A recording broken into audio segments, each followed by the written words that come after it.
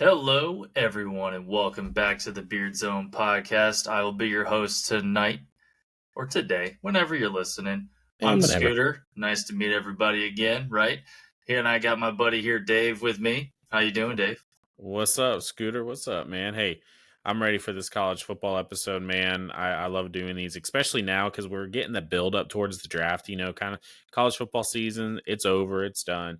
But now you get all of the hype because now all of the players that we watched, all of the guys that we loved, that we fell in love with, that we want our teams to pick, now is the time to start preparing and seeing what your draft boards are going to be looking like. So I'm excited to dive into the wide receiver position today, man. Man, and it's no short of talent. Like we said last time, Yeah. we'll be hitting the wide receivers, and there are plenty of them. And Dave and I are just going to go back and forth. We're going to pick three each and kind of go back and forth and talk about them. I got a couple that some people might miss out on, some people might not. Dave's got a couple that are more highlighted, and that's fine. It's a different type of take on this stuff. So to start off, we're just going to list them, go through them, and then see what you guys think in the comments and share, all that stuff. So my three are the wide receiver from Oregon, Troy Franklin. Then I got UGA's Lad McConkey, baby. Ooh. Yeah. And then maybe an name. unsung hero of the draft here, depending on how he gets drafted, we could see, is the University of North Carolina's Devontae Walker. Yeah, definitely very interesting, man. I got my three guys. I got Xavier Worthy out of Texas. Got to have my boy Rome Odunze in there from Washington. I was a big Husky fans for all of you guys who have listened this year. I was kind of riding with those guys all the way, with Michael Penix Jr. being a Tampa boy and everything like that. It was a heartbreaking end to their season, but man, they had a phenomenal year. And that wide receiver core, just in Washington alone, not just with Odunze, but you got Polk and I forget the other guy's name, but they're just talents all around. I mean, this wide receiver draft class alone, I feel like, is one of the deepest that we've seen in the most recent years. The list. And it starts out with the guy who kind of wrap up my list is at the very top of it. It's Marvin Harrison Jr. You got to throw him in there. The guy is an absolute. He's the clear number one guy who is going to be on everyone's board if they have the top three picks, because I really would be surprised if he fell outside of the top three. I can't disagree with that. I think we might as well lead off with your guy, man. I mean, just Marvin Harrison. Marvin Harrison Jr. to me is that all-around guy. He is your Jerry Rice. He is the Randy Moss. He is that pick. He is the T.O., whatever you want to call him. Mm-hmm. He is quick. He's got size. He's got hands. His route running is so crisp. But that's just me. I would love to hear your side on this one, man.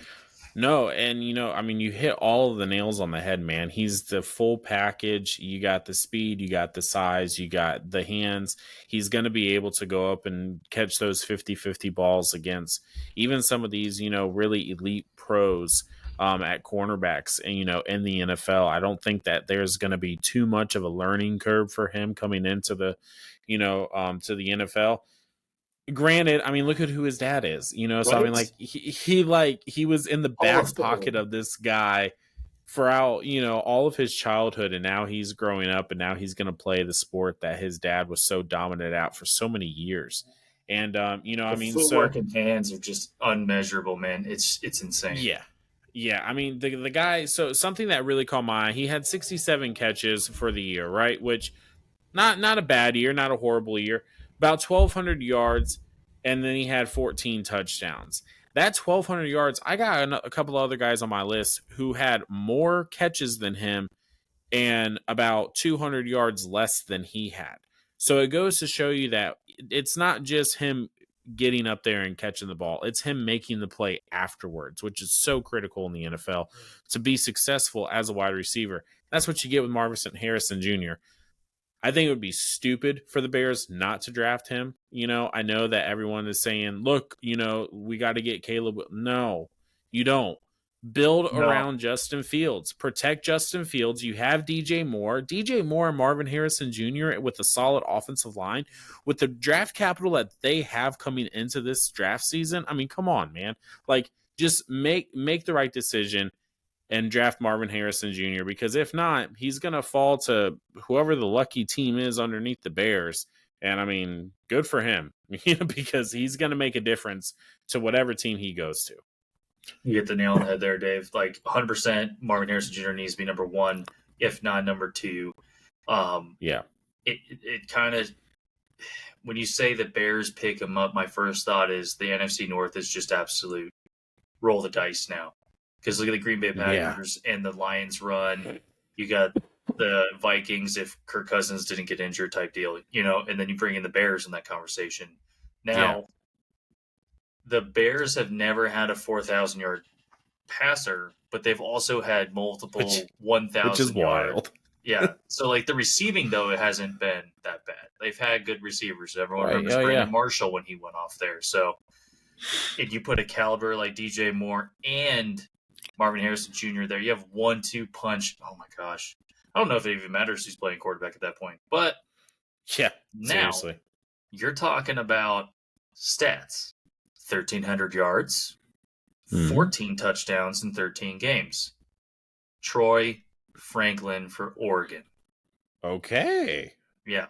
I'm thinking he's a late first round, mid second round at the latest. And he reminds me of like a skinnier version of Randy Moss. He's 6'3", 180, incredibly fast, like Jalen Waddle, Addison, stuff like that. He's tall. He's got good catch radius, decent hands. Some would say he's got shaky hands. He's got absolute big playability due to his speed and his size. Frees up the other wide receivers, say like DJ Moore kind of scenario, right? What wasn't seen from his Oregon tapes was yards after catch. I mean, that's kind of debatable, seeing as how he had massive runs there too. So I think it's a matter of scheme on how he's placed into the offense, right? He's very fast, and he can be easily burned. He can burn a lot of people. I think he's close to like a 4.3 40. Speed kills, man. Look at Tyreek Hill. Yeah, exactly. He had a couple drops in some of those key Washington games. Some say he's got shaky hands. I would just say that's repetition, right? The fast-paced type of ball that Oregon plays does and does not really reflect in the NFL, but I think he's got limited route running based on the scheme that he was with Oregon, but I do think he can make an impact there. So I got Troy Franklin sitting at late first round, mid-second round at the latest for me. Yeah. And, I mean, I didn't really watch a whole lot of Oregon games, but I decided to jump on here. Or before we jumped on here, I decided to watch some of the highlights. And, dude, I mean, the guy can make big plays. I did see, I didn't just look up the highlights, right? Because it's called a highlight reel for a reason. So you're only going to see the good. So I did look up some of the other stuff that, that you brought into question about, maybe he has a little bit of shaky hands. But, I mean, I think he gets on that jug machine. I think he'll be fine. He has the body. He has the good tall frame, to be able to contest, all those 50-50 balls. I think maybe putting on a little bit more weight would probably help him out, but you're going to do that in the NFL. You're going to get with those nutritionists. You're going to get in that weight room. You're going to get with all that strength training. It's going to happen, right? And I mean, not to say that Oregon doesn't have that kind of stuff, because they do, but it just goes to the next level. So I think that I think he'll translate well into the NFL. I mean, I feel like, correct me if I'm wrong, but I feel like wide receiver position is probably the easiest transition to the NFL.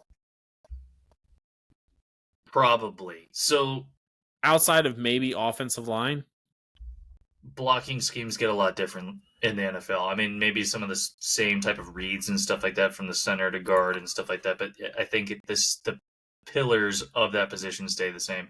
Wide receivers basically walk in and do your job. Maybe learn some different verbiage from the playbook, but yeah, pretty much. Right. So, but I mean, you talked about big play. One guy on my list, that's pretty much all he's known for is big plays. And that's Xavier Worthy out of Texas. The guy is Facts. the guy is an absolute deep ball threat. He's the biggest concern with him coming into the NFL is his size. He's 6'1", he's a $175, or actually a $172, which, yeah, I mean that's pretty small, that's pretty light, but he's shifty, man, and he can escape. He didn't just make plays beyond the line of scrimmage. He made plays behind the line of scrimmage, and he made people miss on some, jailbreak screens and stuff like that. So, I mean, definitely has big playability. He's a super shifty wide receiver. I like speed, man. I mean, we see what Tyreek Hill can do. We see what the Miami Dolphins have been able to do down there with the track team that they have, right? It's just a fun offense to watch, and I mean, look at even with the potential, the Super Bowl contender this year with the San Francisco 49ers. They don't got a whole lot of fast guys, but man, they got big play ability guys. Debo's And pretty fast. But think about it this way. Think about if he might not be the number one guy on your team. He might not even be the number two guy, but he could be definitely a third guy. He could be a specialist where he can, beat you with the kickoff or the punt return ability. Look at what Devin Hester did when he came into the league. Man. He completely changed the game because of how shifty he was, and he used his speed to his advantage. Was he the number one guy on the Bears offense? No, he wasn't. But he was a very pivotal part in them making that Super Bowl run back when they had Lovie Smith. Palmer for the Bucks. Right, exactly. We just saw this in the playoff. When he woke up pissed off, he scored a touchdown. So I mean, it's just speed kills in the NFL. We've seen it time and time again, and Xavier Worthy has plenty of speed to make him a very dangerous weapon in the NFL to whatever team that might grab him. I don't think that he might be a first round pick. I do see him probably falling to the second day. I don't see him. I don't see him falling out of the second round. I think I'd be really surprised to see him get picked up in the third, but I just don't see, because of the depth that we have at the wide receiver position, he's a great weapon, but because of his size, I think that a lot of teams are going to go with people who, I mean, we've named off a few just tonight that have the size, and that's this entire class. So I kind of see him falling probably to the second round, but whoever picks him up, they got a return specialist for sure.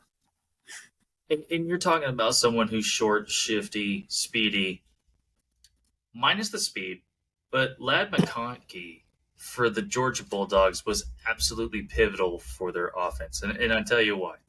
Excellent hands, excellent route running, yards after catch. And some say he's shaky at getting the extra yards and reaching for the first down. I would argue that that's kind of a moot point. I think he showed that already playing for Georgia in the SEC, where you're getting whacked by premier athletes left and right.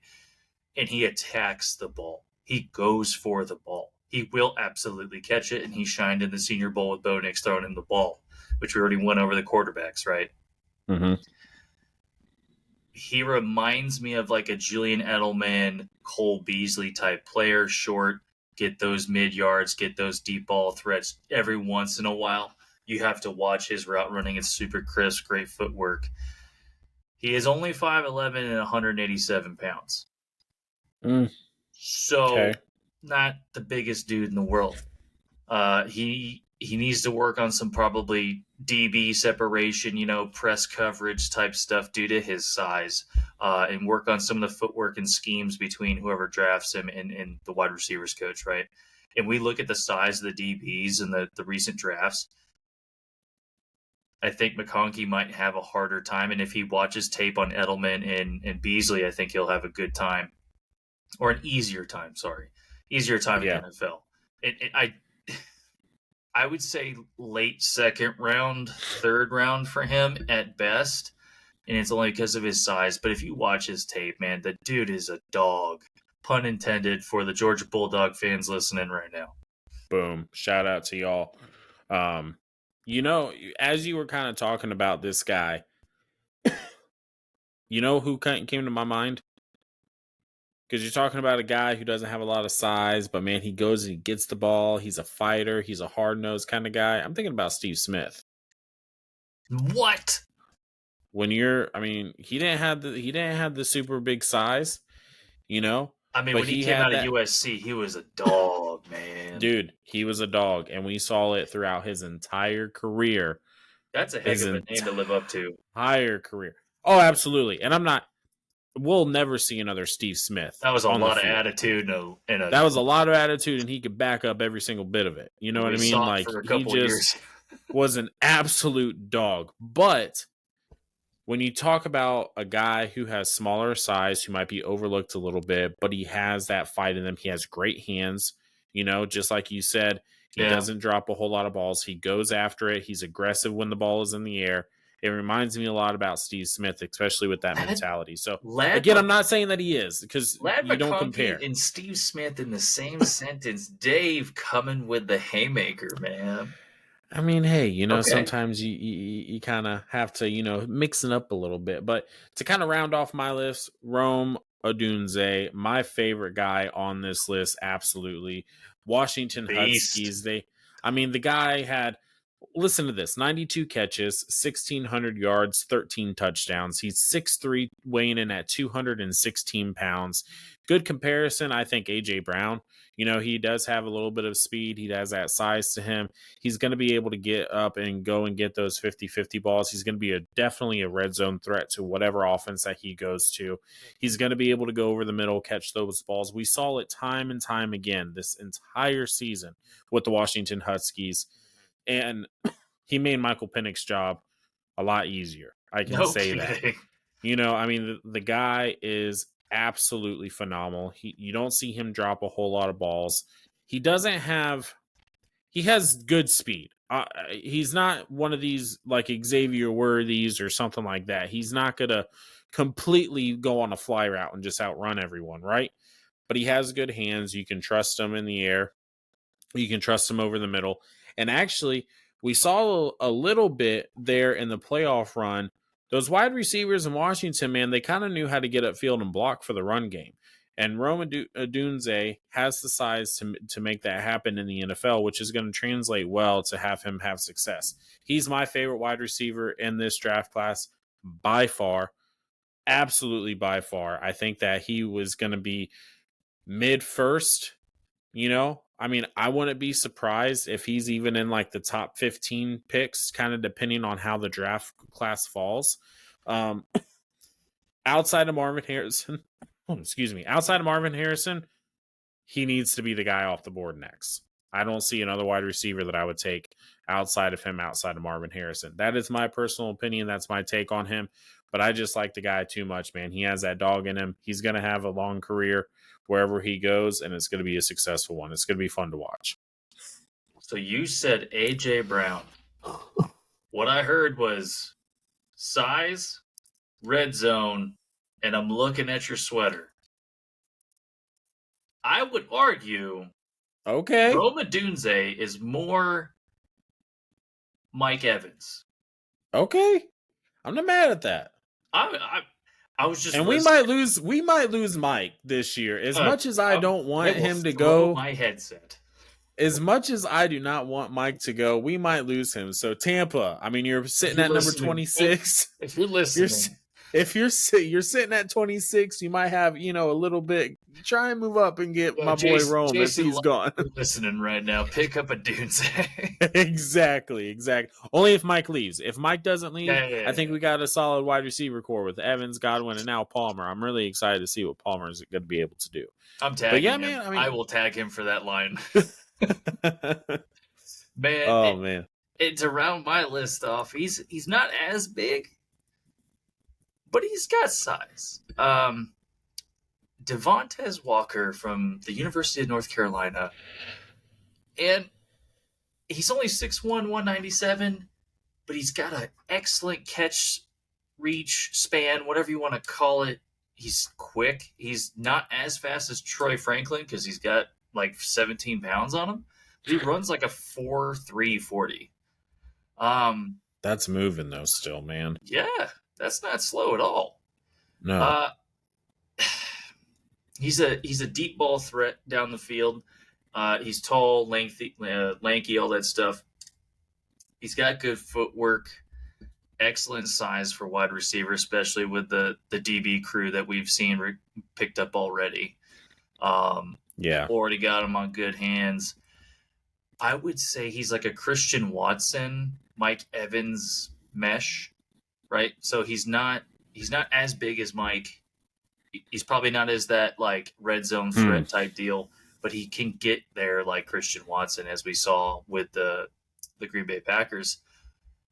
Walker, to me, can be one of those surprise picks. I would say second round, maybe early third at the latest. But if he's kind of like your guy that you want to take a chance on. And the reason why you're kind of taking a chance is because his at UNC they had other guys running short routes and stuff, so his route work is not as well rounded, right? His yak was questionable due to the route choices and him being a deep ball and jump ball guy. You have, I would have to relook at some tape, but they said, I can't remember who it was. It was PFF or 24/7 or something like that. But they were saying that his secondary moves or his hot route options wasn't as crisp. But that's something that is easily coachable. And I think he's a very good mold for the NFL, like prototypical type wide receiver. And I think that's why I think he's probably second round, early third at the latest. And you watch UNC, who else you got with him? I mean, Drake May. Yeah. So he's got a maybe a and we 1-2 touched punch on that in the other episode. If you guys are just seeing this real quick, we do this college episode every other week. Once college season starts rolling around, we'll probably punch it out every single week. But now that college season has kind of died off, we're doing it every other week. But our last episode, you need to go and check out. We broke down the top quarterbacks coming out of this draft class. And, I don't know. I don't think Caleb Williams is the guy. But go and check it out. You need to hear our take on that. But, what worries me? We're talking about all these wide receivers, right? Yep. And I'm thinking of one team that has been dangerous year in and year out that don't really have that great of wide receivers right now. And now they have, it feels like, a laundry list of weapons that they're going to be able to get in the draft no matter where they're at. Because let's just be honest, this list just goes on forever. And that's the Kansas City Chiefs. Oh, Yeah, Patrick Mahomes doesn't need any more threats to the NFL. And could you imagine what if they tried to do the whole Miami Dolphin thing? They have Rashee Rice, they just right? draft like 4 wide receivers off the bat. And then they get like Xavier Worthy or someone like that can help, continue to stretch the field and get under those deep balls by Mahomes. I mean, this wide receiver class is definitely one to watch because I think we're probably going to see the majority of the first and second round be wide receiver.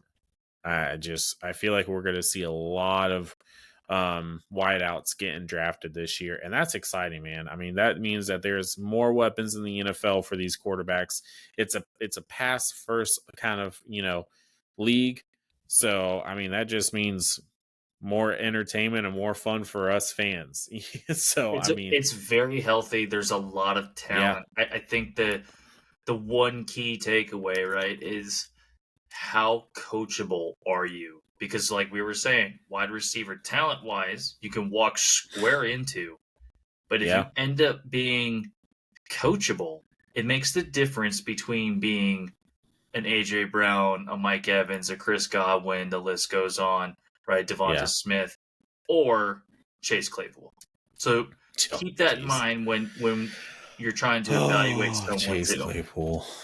I'm just saying, man. No, I know you are. Trust me. He was in his head, he was a top 3 receiver in the league, and he knew it. So, I mean, shout out to him. On top of that, Christian McCaffrey's younger brother is going to be in this draft. As a wide receiver. Okay. Honorable mention to the McCaffrey family, who just only produces athletes for everybody. Their entire family is just a bunch of athletes. I think it's like his mom's a soccer.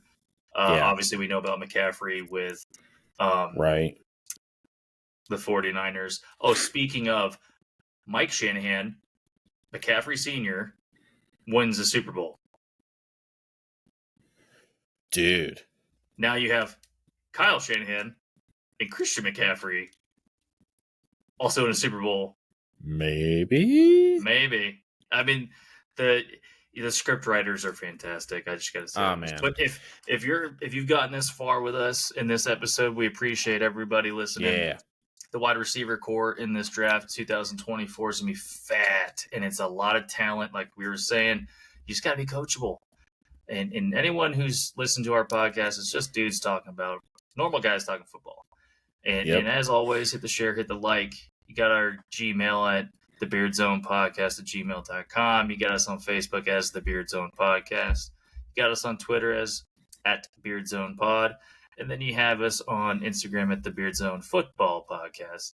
We interact with people. I know I've been bantering with a couple of y'all, and it's actually pretty entertaining. And I like listening to or seeing some of the comments. I know Dave's been hitting up on the Twitter or X, whatever it's called now. And I always call it Twitter still.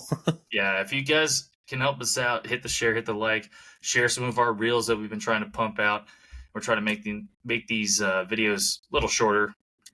That way it's a little bit more to stomach for y'all, and we understand attention span is very key here. Trying to give you guys a very clear, concise product to listen to. Yep. Hey, we appreciate you guys. If you made it all the way to the end, just like what Scooter just said, thank you. That is the best way to support us and what we're trying to do here. You know, like he just said, hey man, we're just we're three guys. There's only two of us today, but hey, come back in a couple of days. We're going to be pumping out the NFL episode. We got the Super Bowl to talk about, boys, and I think our Super Bowl predictions. So I'm excited about it.